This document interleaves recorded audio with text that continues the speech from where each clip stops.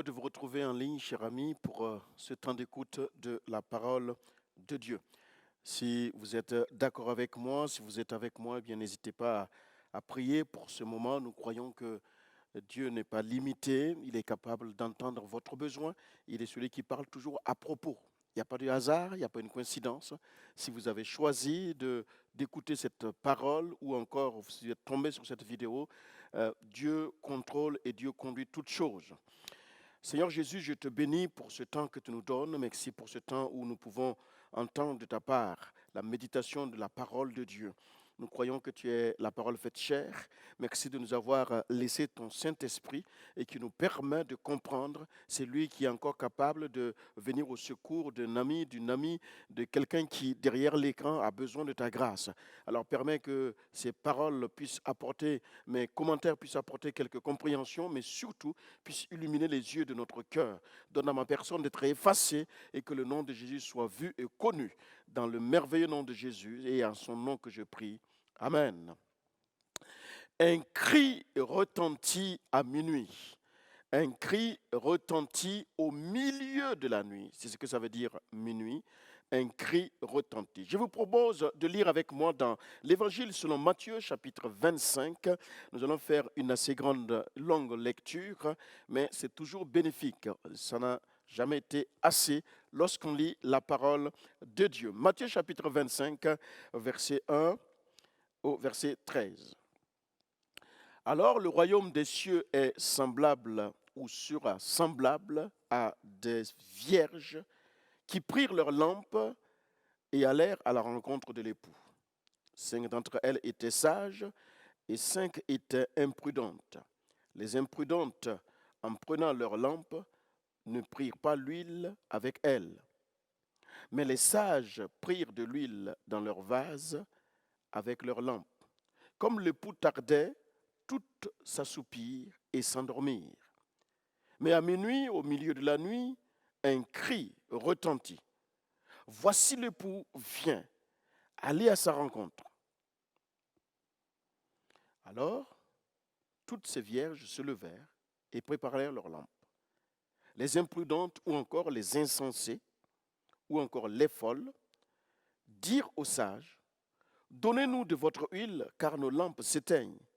Mais les sages répondirent en disant, nous craignons de ne pas en avoir assez pour vous, pour nous et vous.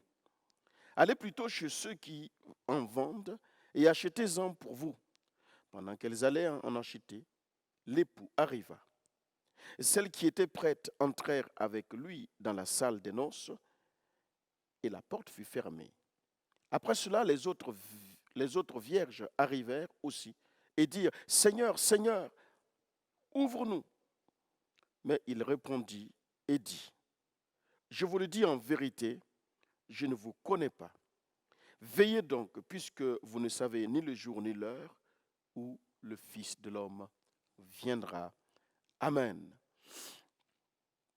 Vous connaissez probablement cette parabole que Jésus nous a laissée dans la Bible, dans sa parole, et qui est rapportée donc dans l'évangile de Matthieu. Cette parabole est souvent utilisée pour inciter les chrétiens à se tenir prêts au retour de Jésus, donc à sa deuxième venue dans le monde, événement que toute l'Église attend, que chaque enfant de Dieu attend, est censé attendre. Les 10 vierges représentent finalement l'ensemble des chrétiens, des enfants de Dieu, qui sont en attente du retour de Jésus. L'époux représente Jésus lui-même. L'Église, donc, est la fiancée de Jésus et elle se part et se prépare pour la venue de l'époux. Vous savez que l'Église, dans sa totalité, c'est-à-dire l'ensemble des chrétiens, est la fiancée de Jésus, j'insiste là-dessus.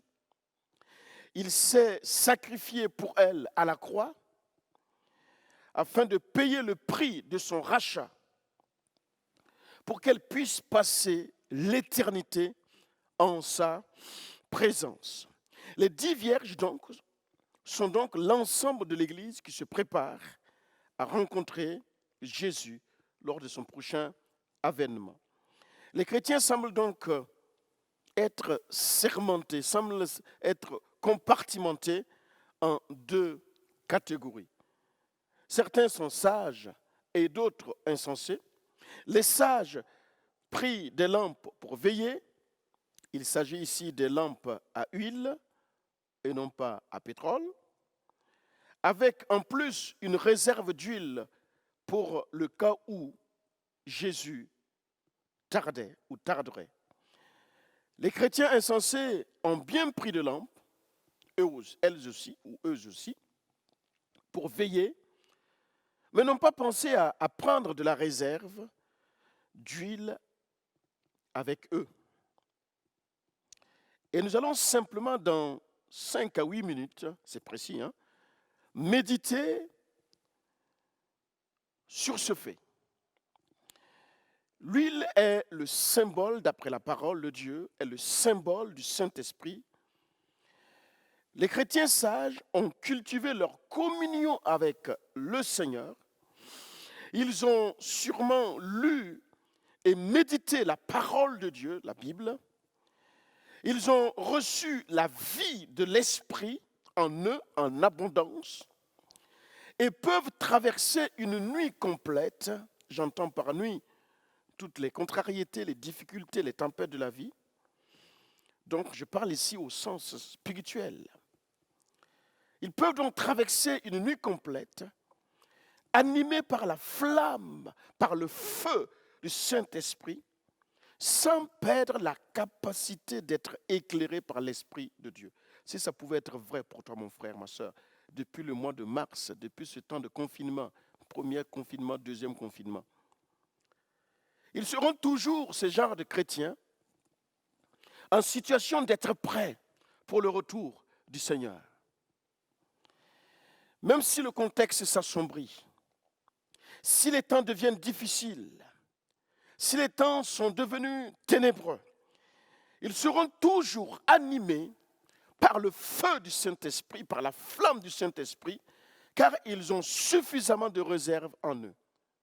As-tu de la réserve, mon frère? Cependant, ce n'est pas le cas pour les chrétiens insensés, dont la catégorie des 5 vierges folles. Ces chrétiens insensés qui, tout en connaissant le Seigneur, se contentent parfois d'être au bénéfice de ses bénédictions, certes avec reconnaissance, mais sans se préparer à une nuit d'attente. Ceux-ci seront pris de court. Avez-vous remarqué que les 2 catégories de chrétiens, donc les 10 vierges dans leur ensemble, toutes s'assoupirent et s'endormirent? Mais mes amis, l'histoire va plus loin. Et c'est intéressant d'écouter la suite. Une lecture assidue, une lecture attentive, une lecture éclairée par le Saint-Esprit de Dieu, des textes que je viens de lire, donc de Matthieu chapitre 25, que vous pourrez lire, pas forcément dans ma version, mais dans d'autres versions. Une lecture de telle envergure va vous amener et vous permettre de remarquer qu'il y a une 11e personne qui intervient. Certes, une intervention courte, brève, mais dont le rôle est fondamental, capital, essentiel. Et c'est l'intervention de cette 11e personne qui fait et qui donne la ligne de démarcation, parce qu'on est tous ensemble, et ils étaient tous ensemble, mais c'est cette personne, son intervention, qui fait la part des choses. C'est celle qui va crier au milieu de la nuit. Et la nature de son cri, voici, l'époux arrive, allez à sa rencontre. Avez-vous remarqué la conjugaison de ce verbe aller? J'ai l'impression que s'il était concerné, lui, on aurait pu dire allons à sa rencontre. Mais dans les versions que j'ai pu lire, l'époux arrive, allez à sa rencontre. un cri d'alerte pour que ceux et celles qui étaient là et attendant l'arrivée de l'époux, eh bien, puissent donc rentrer. En fait, le texte nous dit que les vierges sages, aussi bien que les vierges insensées, donc les vierges folles, ont fini par s'assoupir et s'endormir. Sans l'intervention de cette 11e personne, aucune des 10 vierges, je dis bien aucune des 10 vierges, ne serait allée à la rencontre de l'époux. Aucune. En effet, même les sages, malgré leur réserve d'huile, malgré la prévention, n'auraient pas pu être prêtes pour le rendez-vous. Tout simplement parce qu'elles dormaient comme les autres. Ce qui arrive à notre monde nous atteint parfois. Nous ne sommes pas exempts de nos maladies. Nous ne sommes pas exempts des soucis de la vie, comme tout le monde. Mais ce qui va faire toute la différence, c'est le cri qu'on va entendre. Ou encore, c'est le cri dont toi et moi nous sommes censés lancer. Et il me semble que l'Église est appelée à jouer ce 5e rôle, à être cette 11e personne pour alerter, pour lancer le cri au milieu des ténèbres, pour lancer le cri au milieu de la nuit. Trop souvent, on s'est contenté d'être de la catégorie des sages, de ceux et celles qui se sont préparés et qui ont de l'huile en réserve. Mais mon ami, j'aimerais te dire simplement en ce jour que le fait d'avoir une réserve d'huile n'est pas suffisant. Ce qui est suffisant, c'est d'être soi-même l'annonciateur, l'alerte, le sentinelle, celle qui va crier et pousser le cri.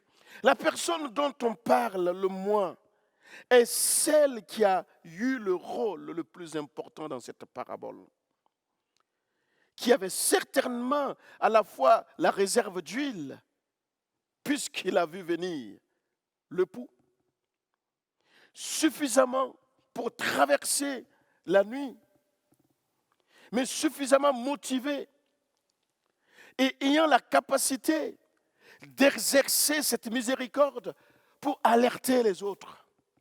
Puisque lui, il a veillé, puisqu'il avait la réserve, puisqu'il a traversé la nuit, il aurait simplement, en voyant l'époux arriver, se préoccuper de son sort pour simplement suivre l'époux. Et advienne que pourra celles qui se sont endormies. L'Église de Jésus-Christ est appelée à exercer ce ministère d'alerte. Chers amis, c'est l'occasion dans ces périodes de fête que tu sois celui ou celle qui va lancer le cri, qui va témoigner, qui va oser dire, qui va en glisser une parole inspirée, une parole de sagesse. Cette 11e personne a pu avoir de la réserve suffisante pour traverser la nuit. Elle a pu être motivée, donner de la capacité et surtout elle est restée éveillée. Ça lui a permis de rester en attente jusqu'au moment opportun. Sincèrement, je ne souhaite évidemment pas faire partie des vierges folles. Mais aussi, au plus profond de mes aspirations, je ne souhaite pas non plus faire partie des vierges sages. C'est peut-être déroutant et étonnant ce que je vous dis. Mon désir, et je crois que si tu m'as compris, c'est aussi ton désir, cher ami, c'est de faire partie de ceux qui annoncent, de ceux qui proclament. C'est une grâce d'être celui que Dieu utilisera pour intervenir. Je souhaite être cette 11e personne de la parabole, celle qui est remplie de l'esprit et pourra traverser toute la nuit sans perdre ses repères. Celle qui aura la motivation, la volonté et la capacité de ne pas s'endormir jusqu'à l'arrivée tant attendue de notre Seigneur. Celle qui avertira de cette arrivée le plus grand nombre possible des frères et des sœurs qui seront assoupis. Que Dieu vous bénisse, qu'il vous encourage. Bonne méditation et bonne journée.